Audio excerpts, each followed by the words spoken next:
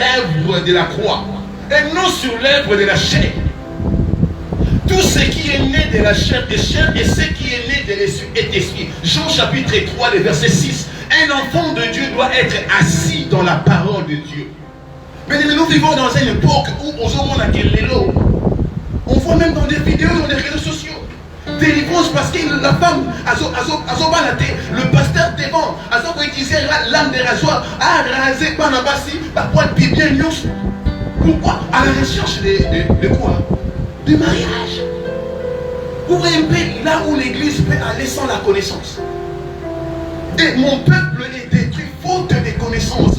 Mais si vous n'avez pas cette connaissance, peu importe votre dimension dans la prière, vous allez tomber. C'est pour cela qu'il est important, étant un enfant de Dieu, de combiner la vie spirituelle, ta spiritualité et la parole de Dieu. Amen. Tu vas le marier, et t'as mon laissika mon corps. Si vous avez la quinine sans vitamine B complexe, bien les mots de V étourdissant. Et frère, on a plus. Les autres seuls qui son âme repose en paix. Pourquoi? Prière, oui, la prière, c'est bien. Moi, j'aime des gens de prière. Parce que moi aussi, je suis homme de prière. Mais je ne fais pas que prier. Je dois aussi prendre certaines choses. Amen. Je dois aussi chercher la connaissance. Parce que c'est dans cette connaissance.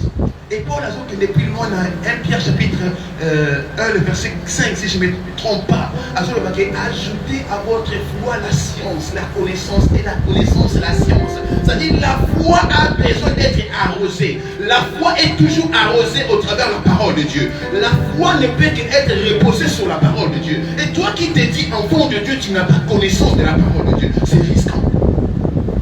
C'est risquant.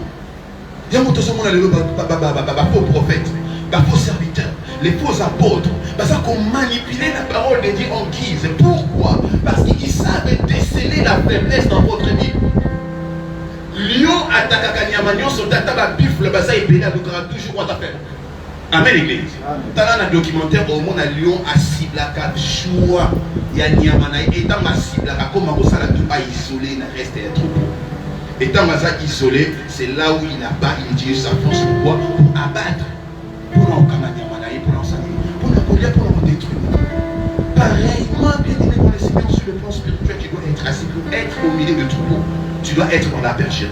Et pour être dans la bergerie, il faut suivre les bons bergers. Parce qu'il est le seul qui laisse 99,9 pour aller chercher l'autre là qui est perdu. Ce n'est pas à nous, comme il est écrit dans la parole. Parce que j'entends souvent les gens disent que non, mais les bons bergers, ce n'est pas moi, les bons bergers, c'est Jésus-Christ. Amen, l'église. C'est lui qui s'est sacrifié pour vous, ce n'est pas moi. Moi, aujourd'hui, s'il y a même un colonne qui entre ici, pas tout le monde, non, je ne peux pas. Amen, l'église. Je vous dis des choses réelles, mais lui, il est allé jusqu'à la croix. Et en arrivant sur la croix, il dit, Père, pardonne-leur, car ils ne savent pas ce qu'ils font. Il a donné sa vie pour toi. Et il est le bon berger, la personne que toi, tu dois suivre.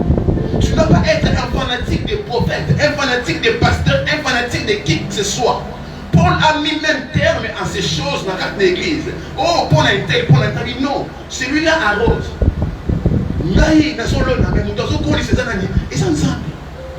Donc, c'est-à-dire, bien aimé dans le Seigneur, la première dimension, bien aimé, pour éviter le piège du diable, il faut que tu sois assis dans la parole de Dieu.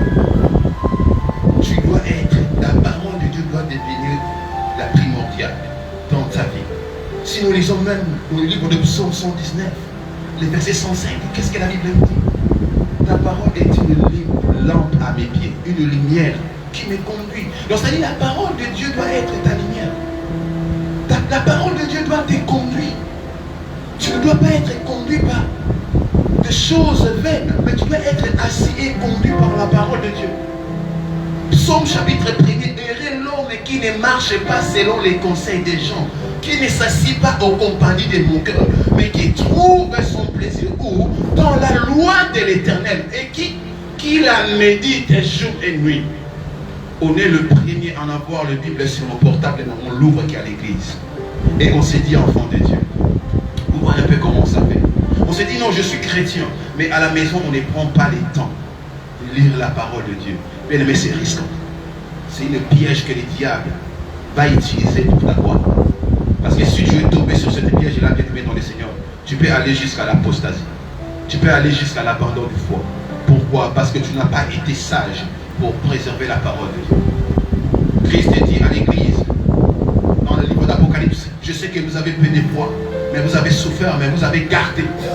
Comme vous avez gardé ma parole en moi, je mettrai une porte ouverte.